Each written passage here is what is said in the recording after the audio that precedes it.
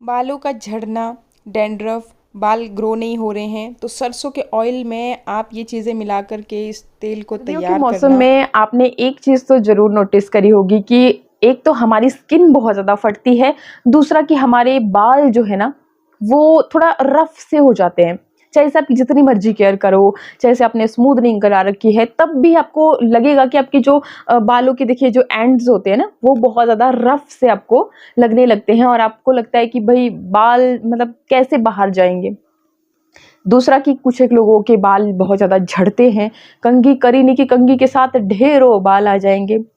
और तीसरी जो समस्या रहती है कि बाल ग्रो नहीं कर रहे हैं, बहुत कुछ लगा लिया लेकिन ग्रो ही नहीं कर रहे हैं, उतनी की उतनी लेंथ हमारी बनी रही है, क्योंकि भई देखिए लंबे बालों का शौक सभी को होता है।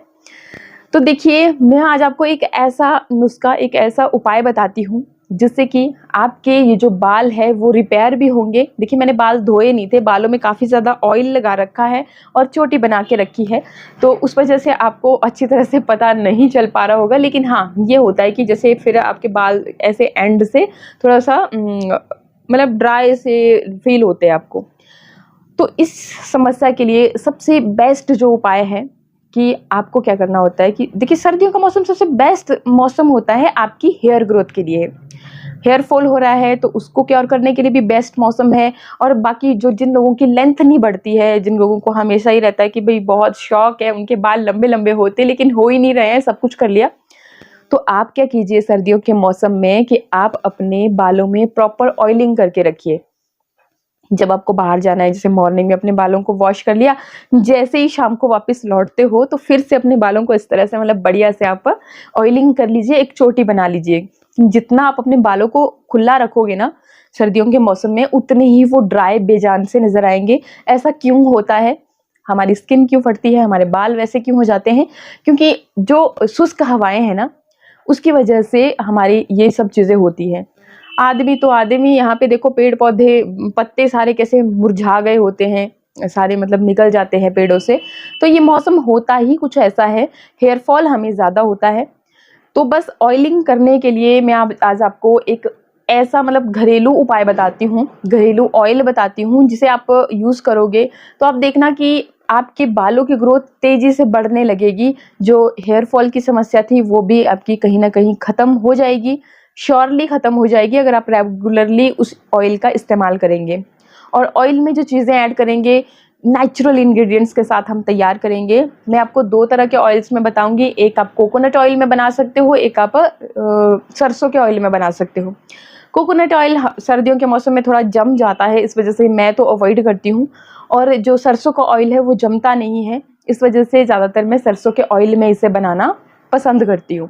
और सरसों का ऑयल भी गर्म तासीर का होता है और वैसे भी ठंड के मौसम में हमें थोड़ा-सा मतलब हीट भी चाहिए होती है, तो सबसे बेस्ट रहता है सर्दियों के मौसम के लिए सरसों का ऑयल।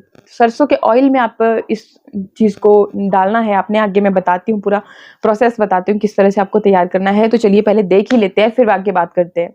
ऑयल को बनाने के लिए सबसे पहले हम लेंगे आयरन पॉट। हैवी तले वाली कढ़ाई अगर आप लेते हो तो और भी फ़ायदेमंद रहेगी। अब हम इसमें ऐड करेंगे सरसों का ऑयल। आजकल के मौसम के हिसाब से सरसों का ऑयल काफ़ी अच्छा रहेगा और इसे आप हाई फ्लेम पे हीट कर सकते हो।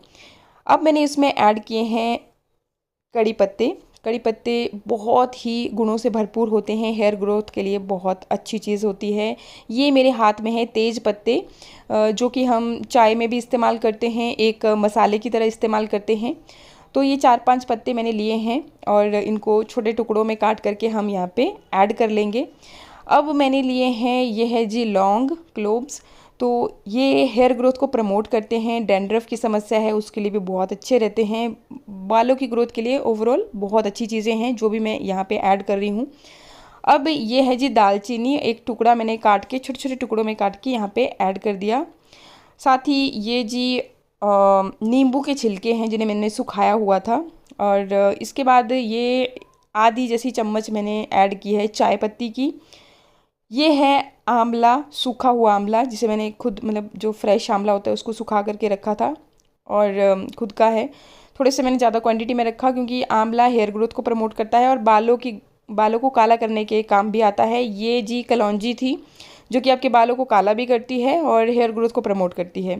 थोड़ा सा मुझे ऑयल कम लग रहा था तो मैंने ऊपर से और ऐड किया। आप अपनी जितना आप ऑयल प्रिपेयर करना चाहते हो उसी हिसाब से इंग्रेडिएंट्स को भी ऐड कर सकते हो और ऑयल को भी ऐड कर सकते हो।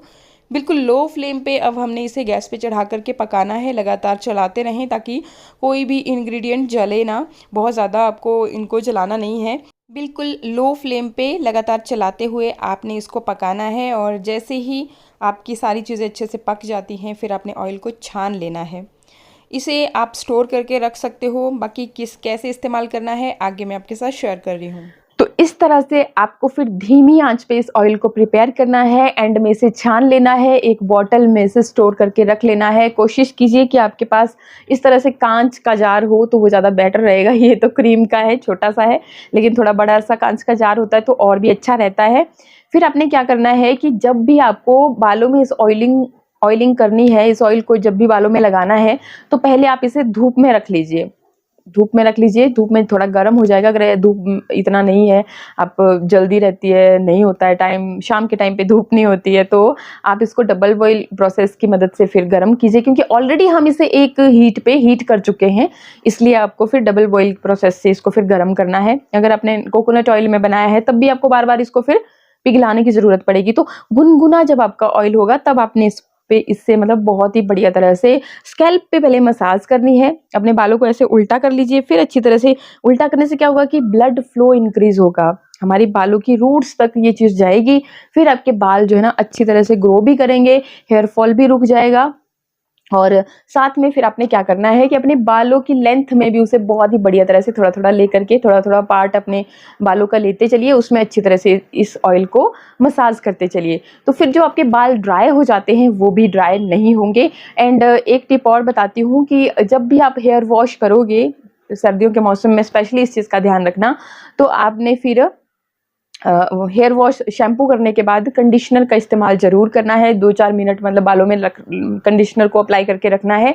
ध्यान देना है, बहुत ही मतलब संभाल के आपको कंडीशनर का इस्तेमाल करना है कि जब आप कंडीशनर लगाते हो अपने बालों में तो वो आपके बालों की स्कैल्प में ना जाए, रूट्स की तरफ को वो नहीं यूज़ होना चाहिए, क्योंकि उसमें भी केमिकल्स होते हैं तो वो आपके बालों की जड़ों को कमज़ोर बना देते हैं, फिर हमें हेयर फॉल स्टार्ट हो जाता है। ये भी एक रीज़न होता है कि हम ध्यान नहीं देते इन सब चीज़ों का, इस वजह से भी फिर हमें हेयर फॉल होना शुरू हो जाता है। तो कंडीशनर जब अप्लाई करेंगे तो लेंथ में ही अप्लाई करना है और लेंथ में ही उसे आपने रखना है और फिर अच्छी तरह से वॉश करना है खुले पानी से, ताकि पूरा का पूरा वो निकल जाए, आपके बालों के अंदर ना रहे।